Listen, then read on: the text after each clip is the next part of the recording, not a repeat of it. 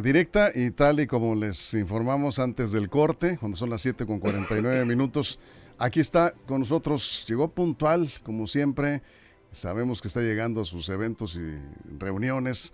Adán Augusto López Hernández, así, sin más presentación, bienvenido, muy buenos días, ¿cómo estás? Víctor, muy buenos días, es un gusto para mí, un honor estar aquí en los micrófonos, en la cabina, en las instalaciones de RCN y sobre todo de el programa Línea Directa. Gracias. Y agradecer mucho la anfitrionía a don Manuel, a su hijo Manuel Ignacio,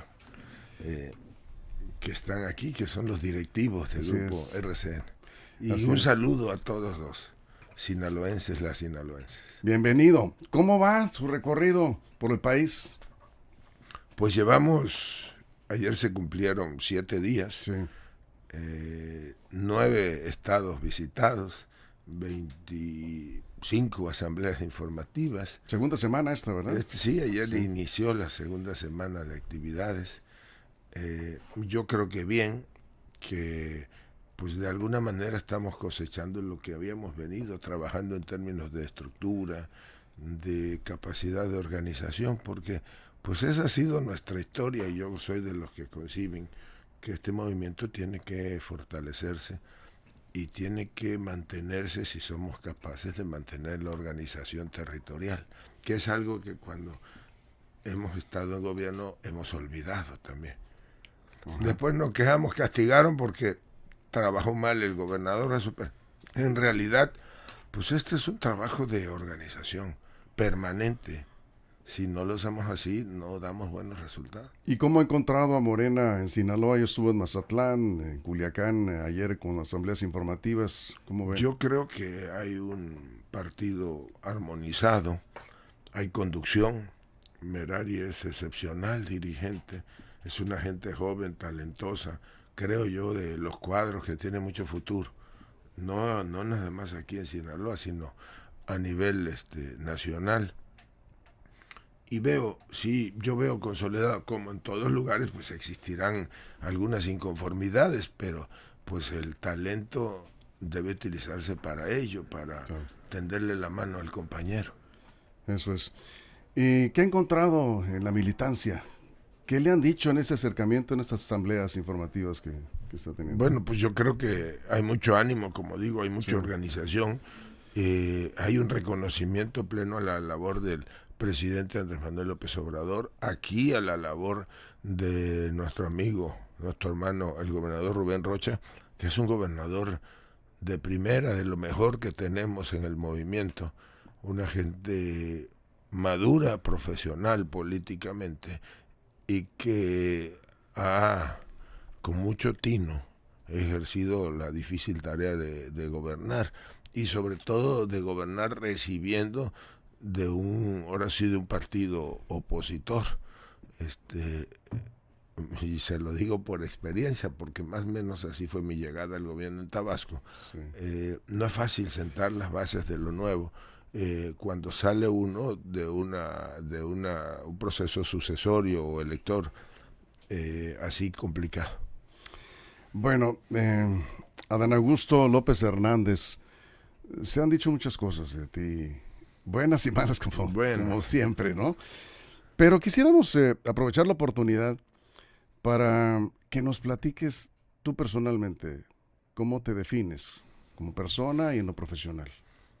Bueno, yo creo que, contrario a los que muchos pensarían, por mis orígenes tropicales, sobre todo los tabasqueños tenemos fama de ser, como decimos, alborotadores, que no sabemos ser pacientes. Yo soy un poco lo contrario, a pesar de ser tabasqueño por los 4 costados.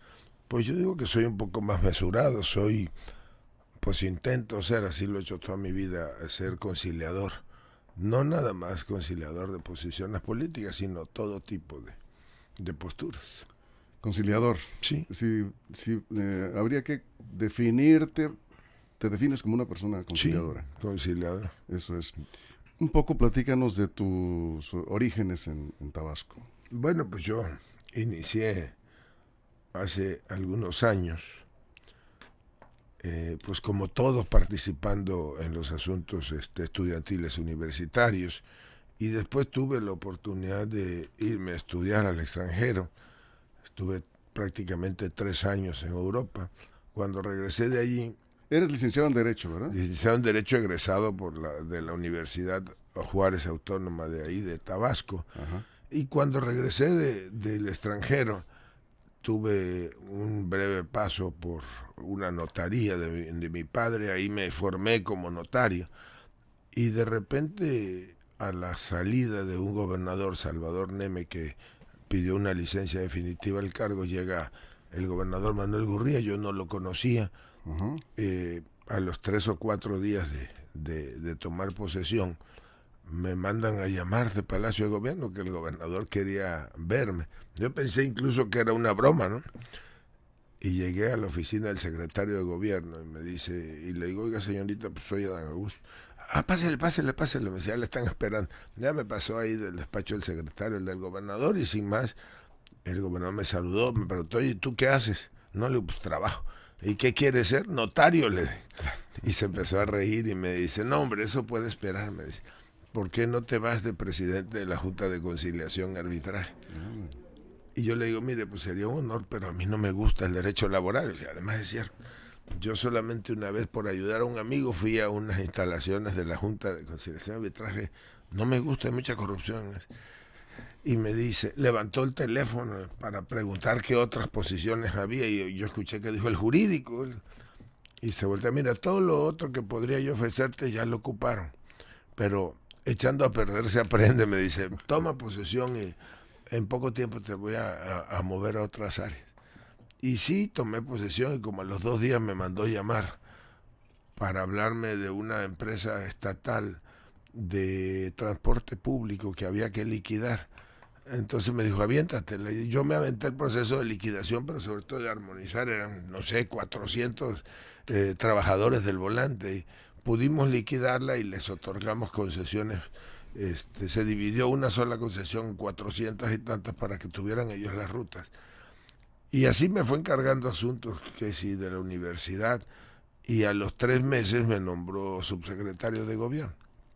Y ahí me quedé. Los 2 años y medio restando la administración. Se dio después el proceso de sucesión. Roberto Madrazo compitió contra Andrés Manuel López Obrador. Yo no me involucré porque yo nunca fui afín, ni he tenido nunca la mayor relación con Roberto Madrazo. Yo no me involucré en las campañas. Mantenía comunicación por lo mismo, porque también pues se sabía que yo tenía comunicación, relación con Andrés Manuel López Obrador, que era el dirigente estatal en ese momento y candidato al gobierno en esa época por el Frente Democrático Nacional. Entonces, terminó el gobierno y yo ahora sí obtuve mi patente para ser titular de una notaría pública y empecé a trabajar ahí en mi notaría hasta el año 2000, en que un amigo, compañero mío de escuela, Manuel Andrade, me invita a coordinarle la campaña para gobernador. Se la coordino, se anula la elección, hay un acuerdo para que yo fuese el gobernador interino por 1 año.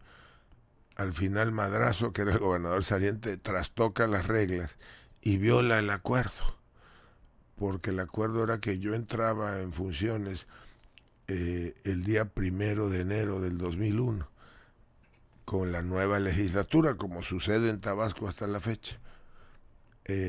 Y él tenía en la Casa de Gobierno a la legislatura saliente. La diferencia es que en la legislatura entrante el PRI solamente tenía un voto de ventaja, y en la saliente tenía como 12. La planadora. La planadora, entonces él pues algún temor tenía y quería asegurar, y yo le dije que no, que yo pues sí quería ser interino, pero que no iba a violar un acuerdo que se había firmado ya en la Ciudad de México, en las oficinas de Santiago Krill, entre los 3 partidos políticos pues nacionales, en esa época con presencia en Tabasco, el PRI, el PRD y el PAN, aunque el PAN nunca ha tenido realmente, no tiene ni el registro en Tabasco.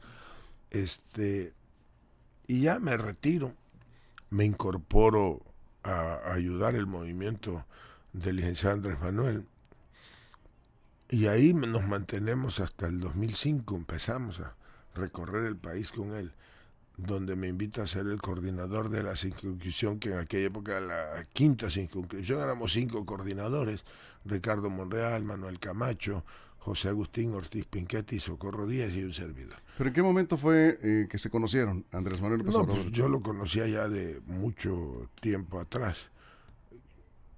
Pues yo creo que a principios de los 80, yo tendría en esa época 16, 17 años. Desde entonces. Ahí, ¿Y nunca han perdido comunicación? No, siempre han estado. Siempre hemos mantenido comunicación. Sí. Y ya en el 2005, más activo, me nombra coordinador de eso, y me dedico primero a recorrer la circunscripción, a organizar y acompañarlo. Y ya cuando el fraude del 2006, pues éramos un puñado los que nos quedamos con él y nos dedicamos a acompañarlo en sus recorridos por el país.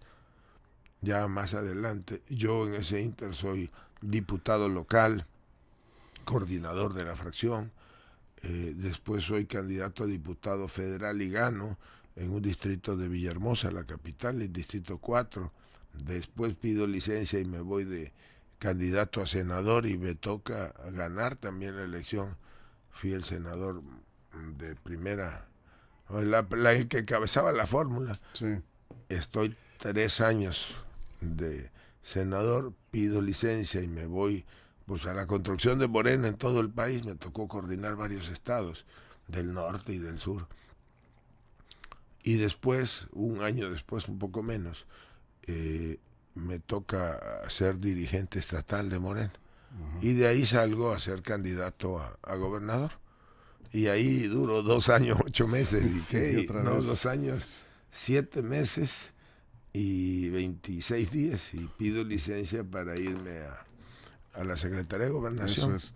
Y bueno, ya de ahí yo creo que ya muchos ya conocen más su trayectoria, pero es interesante conocer de ahí hacia atrás lo que ha sido el origen.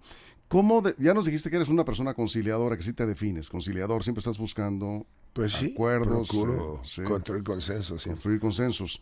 Pero ¿cómo defines tu estilo como político? Porque no eres el político tradicional que se conoce, que toma la plaza y estás con el típico discurso, digamos, que conocemos. Eres puntual, además, no es muy común en los políticos. Estás llegando muy puntual a los eventos, llegaste muy puntual aquí a la entrevista. Procuro ser puntual. Desafortunadamente, cuando se habla de eventos y eso, pues siempre hay imponderables. Mira, el otro día íbamos de Pochutla a Miahuatlán. Esa carretera, que es una carretera de mucha curva y sinuosa, normalmente la recorres en 2 horas y media, 2 horas 40 minutos. Sí. Pero se nos olvidó que iba a llover y cuando llueve pues no puedes ir a más de 25 kilómetros por hora. Nos hicimos 4 horas y media y eso originó que llegáramos un retraso casi de 2 horas a Miahuatlán. A mí eso no me gusta y por eso siempre voy y les pido disculpas a la gente, porque yo respeto mucho el tiempo de los demás. Aquí afortunadamente pudimos llegar puntuales ayer, pero sí hay ocasiones en que no se puede. Siempre existen imponderables. Íbamos a Querétaro, a Guanajuato, a San Luis de la Paz. Es un trayecto de 85 kilómetros que lo recorres en 1 hora. Pues hicimos 2 horas porque hubo un accidente en la carretera. Ya hasta ganas me daban de subirme a una moto a ver si llegábamos puntuales, pero no había una por ahí. Sí, es complicado. Y ahora con la temporada de lluvias va a estar más complicado. Sí, ahora va a estar más complicado. Entonces vamos a dar un poquito más de holgura de tiempo. Diseñar de otra manera las agendas. Bueno, tú tienes esa virtud, dices que eres conciliador, te buscar consensos. Si habláramos de algo que no te gusta de la política, ¿qué es lo que no te gusta? Pues la maraña de corrupción que existe, ¿no? Eso. Ajá. Todo lo demás, pues, se me resbala, pero eso sí me choca, pues, saber de un compañero que está en el ejercicio de un encargo, pues está ¿Cómo metido. resuelves esos casos? Cuando se presentan casos de corrupción, ya no me refiero a los adversarios, a los partidos políticos opositores, sino, pues, la corrupción no tiene partido ni color aborrecido, ¿no? Cuando se presenta en el mismo equipo, ¿cómo lo Bueno, a mí me pasó como gobernador y llamaba yo al interesado, le decía qué había hecho, le pedía la renuncia y llamaba yo al director jurídico en esa época y le digo, bueno, pues ya se va, aquí está su renuncia, pero él sabe que está sujeto a es sujeto de responsabilidad, así que te encargo que presentes la denuncia correspondiente. En algunos casos sí se ejerció acción penal, en otros hubo un proceso reparatorio, resarcitorio. Eso es. ¿Cómo es tu relación con los empresarios desde los cargos de poder que has ocupado? Pues algunos piensan que soy un bicho raro en Morena porque pues procuro mantener relación con todos, y ahora que llegué a la Secretaría de Gobernación, pues que mantenía esa relación con el sector empresarial eran básicamente Alfonso Romo y Julio Scherer, y cuando yo llego, pues ya Alfonso tenía unos meses de haber salido y Julio sale en las épocas en que yo llego. Entonces me toca a mí llevar la relación con los empresarios de todo tipo. Me acuerdo que de las primeras cosas que me encargó el presidente fue buscar a Germán Larrea de Grupo México para el asunto de la concesión ferroviaria que se acaba de resolver, o acabamos de resolver después de 2 años de negociaciones, de encuentros y desencuentros. Me tocó en esa época también pues entablar comunicación con el ingeniero Slim por otros asuntos. Me tocó conciliar el asunto de Grupo Azteca, el adeudo que mantenía con el fisco. Pues me ha tocado construir relaciones con todos ellos. Puros asuntos fáciles, ¿verdad? No, pues algunos fáciles y otros no tan fáciles. Sí. Y como yo llevaba también la relación con las cámaras y a veces había iniciativas de ley que aparentemente molestaban, digamos, las actividades empresariales, pues ahí también teníamos que entrarle a buscar una salida. ¿Y a los empresarios sinaloenses cómo los ve? Con los que se reunió anoche, por ejemplo. Yo admiro y respeto mucho a Leobi y a Chuy Vizcarra, entre otros. Platicó mucho con Leo Vigildo, ¿verdad? Sí, Leo yo Vigildo. lo conocí, no lo conocía, no tenía el gusto de conocerlo. Y en alguna reunión con el presidente le planteó un asunto y el presidente me mandó una tarjeta y me dijo, busca a Leobi Carranza.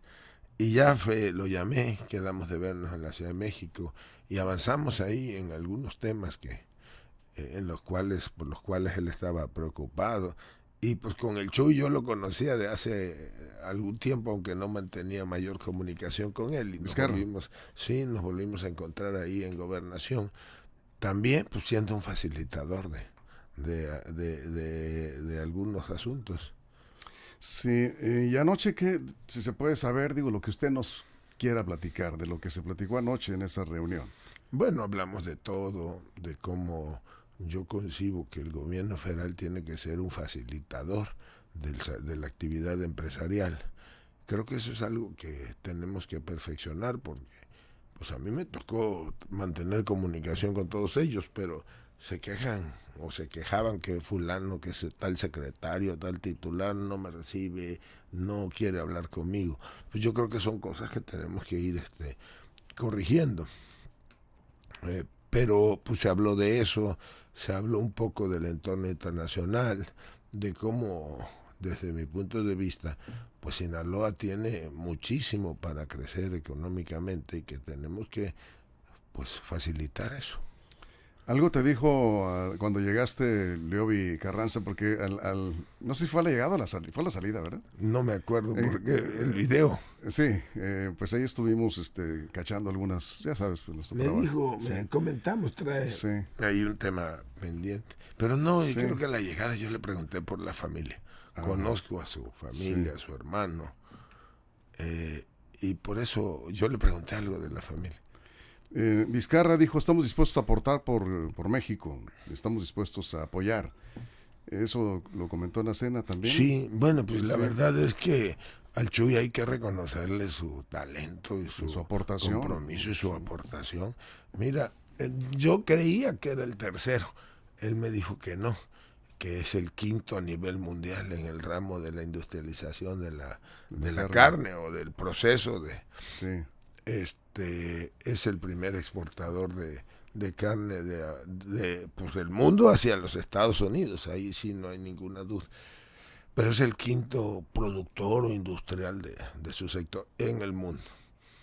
Para una gente que surgido de aquí, desde abajo, pues sí es algo que hay que reconocerle, hay que destacarle. Y la labor social que desarrolla. Yo había escuchado toda la vida de los Salud Digna, por ejemplo. Sí. Y pero es impresionante la manera en en la que opera. Y ahora ya viene otra etapa, con las clínicas de hemodiálisis, con la adquisición, va a regionalizar. Hay algo que pues casi no tenemos acceso los mexicanos, que son a los estudios de PET que le llaman, que son lo más avanzado para el asunto, para la detección del cáncer. Ajá. Él adquirió ya 5 o 6 equipos y los va a instalar regionalmente, porque ahora solamente alguien, no sé, de Tuxtla Gutiérrez que quiera o que necesite hacérselo, además que son caros, rondan como los 100,000 pesos cada estudio, tiene que ir a la Ciudad de México hacerlo, o a Monterrey o a Yucatán, donde lo hay. Pero el problema de la perfecta operación de eso es algo que es el factor de transferencia, que necesita mantenerse bajo ciertas condiciones y que nada más tiene una vigencia o una caducidad de 5 o 6 horas fuera del laboratorio donde lo procesas. En el país solamente se procesa en la UNAM y en el Politécnico. Entonces, imagínese la monserga para trasladar eso. Pues ya el Chuy ya resolvió el asunto de la logística y me dijo hace como 6 meses que ya iba a empezar con la instalación de esos pues clínicas especializadas para realizar ese tipo de estudios. Y lo de hemodiálisis yo creo que va a terminar solucionando porque ese es un problema que tiene el país. Se nos dispararon las enfermedades renales y no tenemos suficiencia de clínicas de hemodiálisis ni en lo privado y mucho menos en lo público. Entonces, ¿cómo debe resolver el gobierno esto? Porque es un problema bastante serio, ¿no? Pues yo creo que dejamos caer desde los estados. La salud era un gran negocio de los gobiernos de los estados. Por eso ahora surgen estos asuntos de los socios de empresas periodísticas que pues se van a eso para cubrir un poco o tratar de preservar el gran negocio que era la venta de medicamentos, de equipamientos al salud pública. Yo creo que lo que el presidente ha planteado, el fortalecimiento o el redimensionamiento del sistema bienestar, es la solución más eficaz y más expedita para los problemas o para la carencia que todavía tenemos en la atención a salud. No está lejano que se haga realidad ya el añejo sueño de salud universal y gratuita para todos los mexicanos, y que el mexicano decida a dónde va. Pues esa es la gran virtud del sistema en bienestar. Entonces, que decida el mexicano dónde quiere irse a atender, pero que haya médicos y que haya medicina suficiente. ¿Compartes esa visión? Sí, yo creo que es por ahí. Seguro Popular sirvió igual para lo mismo. El problema del Seguro Popular era la transferencia de recursos a los estados, y entonces se utilizaban para otras cosas menos para atender salud. Se pervirtió, pues, se corrompió la atención de salud. Es un gran negocio. Sí, claro. Estatales. Imagínense, yo ahí pregunto en la plaza pública cuánto cuesta una cajita de paracetamol. Vale entre 17, dependiendo del estado, entre 17 y 20 pesos de los genéricos, y vale entre 28 y 35 hasta 40 pesos de los, digamos, comerciales, ¿no? Pues estos lo vendían a 768 pesos cada cajita, imagínate. Y ya no hablamos de las gasas del equipamiento médico y de todo. Eso es como los famosos C5, que sirvieron también para hacer millonarios negocios. Pero bueno, ¿y eso se acabó ya? Sí, ya no hay. Pues, está en proceso de... No, ya no hay, porque el presidente instruyó en su momento las compras consolidadas a nivel nacional y que hubiese solamente un sistema de distribución Desde luego no fue fácil el arranque, para eso sirvió el INSABI, que ya ahora desapareció, porque ya quedó fortalecido el sistema de bienestar. Han llegado muchas preguntas, yo estoy construyendo la entrevista con las preguntas de la audiencia. Adelante. Cosas de pronto que algunos preguntan qué cenaron anoche, qué les dieron de cenar en el restaurante Cayena de señor Osuna ahí, que se las discuten. ¿Qué tal la cena? Nos invitaron un callo de hacha, creo que era callo de hacha, ¿no? Sí. Y lo segundo que fue, así un arroz con mariscos, que tenía pulpo y tenía algo de mejillón. Eso, sabroso, por cierto. Sí. Bien, bueno, preguntas del pero público, lo más, ¿sí? Digo, la cena, el alimento estuvo sabroso, pero estuvo más sabrosa y agradable, desde luego, la conversación. El intercambio. ¿Hay cosas que se platicaron ahí que no se puedan platicar en público? No. ¿Algunas? No, digo, algún asunto en particular que sí, que a eso no me gusta, porque si estamos en una reunión, claro, y alguien te hace un planteamiento en lo particular, creo que uno debe de respetar esa parte, ¿no? Ajá. Pero en términos generales se habló de eso. ¿Qué preocupa a los empresarios? ¿Qué le han dicho? Pues que México entre en una etapa de inestabilidad. No la vemos, yo les decía. Incluso si hay en el horizonte, pues algunos predicen una especie de recesión que desde luego afectaría al país. Pero yo les decía, miren, hay gobernabilidad en el país, no hay conflictos sociales realmente. Los pocos conflictos sociales como tal que no hemos todavía podido resolver están muy focalizados en el sureste del país. Por ejemplo, el conflicto territorial entre Chiapas y Oaxaca por la zona de los Chimalapas, que pues es un foco de atención. Tampoco hay, o en algunos estados entre municipios o entre agencias municipales hay problemas por la tenencia de la tierra. Tampoco es grave. Básicamente en Oaxaca, ya con los tríquilis desplazados. En Chiapas hay igual, hablamos de desplazados. Pero hay gobernabilidad en términos reales. En México hay crecimiento económico, no en los términos de lo que esperábamos o predecíamos del 5 o 6% anual, pero andamos en el 1.5%, que después de pasar la crisis de la pandemia por el COVID, yo creo que hay que destacar. Macroeconómicamente el país camina bien, en lo micro igual, pero yo destacaría la parte macro, porque ha sido excepcional el manejo de la economía en términos reales. Se contuvo ya la inflación, que no era por causas internas sino por agentes externos, el problema de la desestabilización mundial. Derivado primero de la pandemia de COVID, segundo por el conflicto entre Rusia y Ucrania, que por ejemplo elevó a nivel mundial el precio del alimento. Pues los dos son los primeros productores de fertilizantes, de cereales incluso del mundo. Entonces eso fue generando una espiral inflacionaria en todo el mundo. Nosotros la hemos contenido, ahora anda en el 6 punto y tanto, llegó a estar al 8.9. Ahí, para la contención de la inflación, pues se contó desde luego con la participación y la colaboración de la iniciativa privada. El peso es una de las monedas mejor valuadas en el mundo. Ahora me acuerdo porque estuve con los empresarios de Querétaro. Y uno de ellos me dijo, oiga, pues yo lo que le quiero pedir es que regresen el peso a 20 pesos porque estamos perdiendo, me dice. A 17.50 estamos perdiendo. Con el superpeso. Con el superpeso. ¿Consideras, Adán Augusto, que es la economía, la estabilidad económica, el mayor logro del gobierno de López Obrador? No. El mayor logro es lo social, la atención social, como nunca antes había sucedido en la historia del país.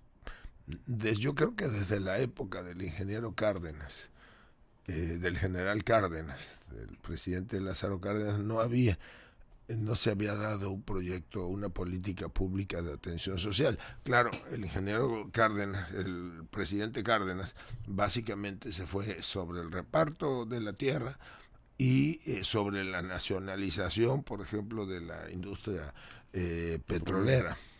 Y ahí fue sentando las bases.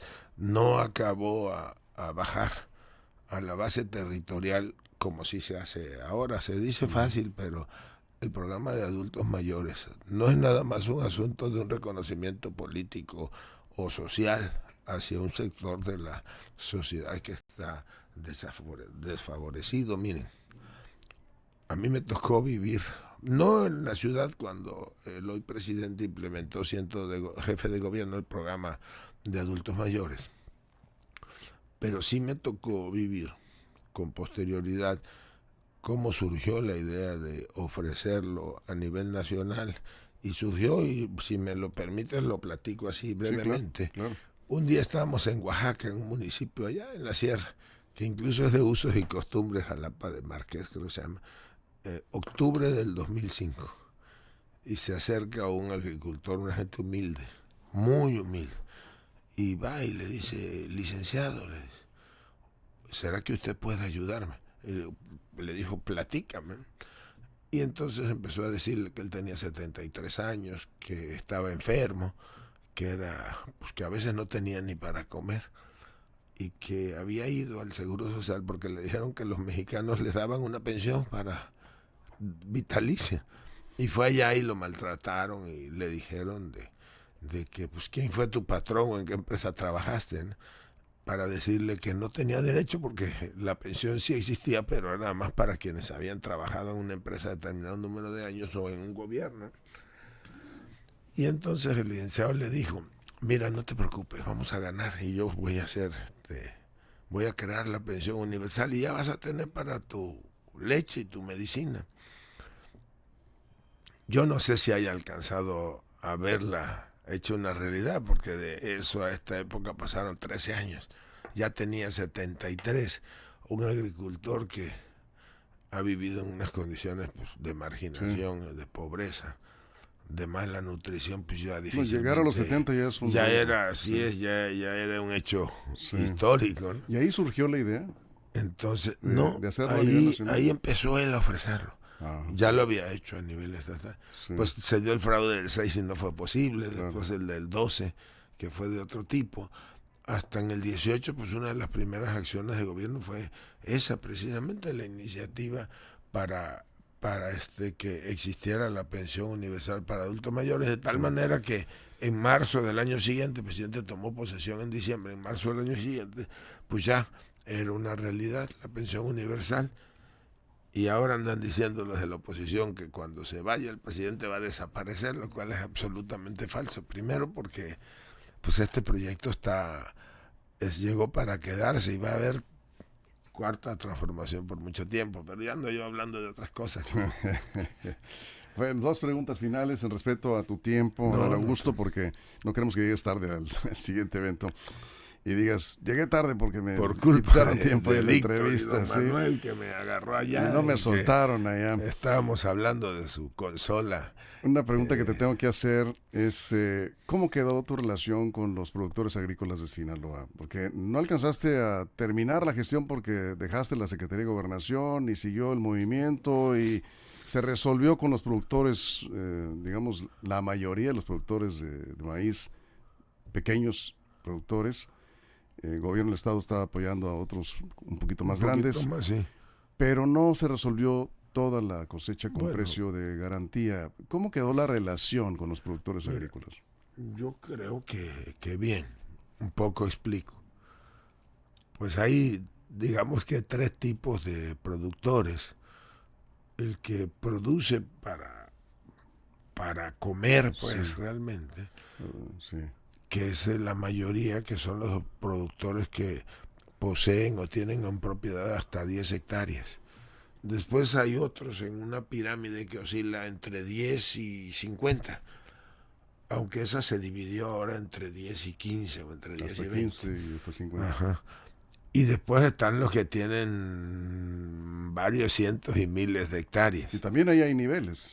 No, también, sí, pues sí hay niveles. Y hay otros que pues producen, pero están allá en oficinas en Nueva York, en Chicago, y ni vienen para acá, ¿no? Por cierto, Don Augusto, esos nunca pierden, ¿eh?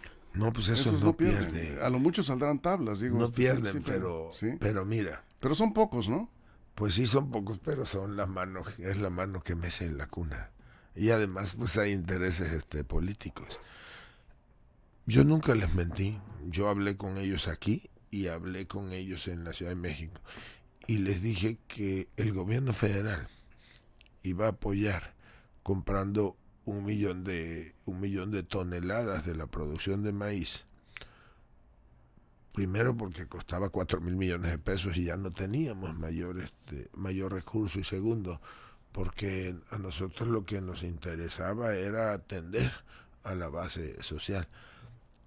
Pudimos, con el presupuesto operativo normal de Segalmex, aumentar a 1.400.000 toneladas, y eso permitió que productores que poseían o tienen en propiedad hasta 15 hectáreas pudiesen resultar beneficiados con la compra directa de su cosecha, Sí. pero que no podíamos para más.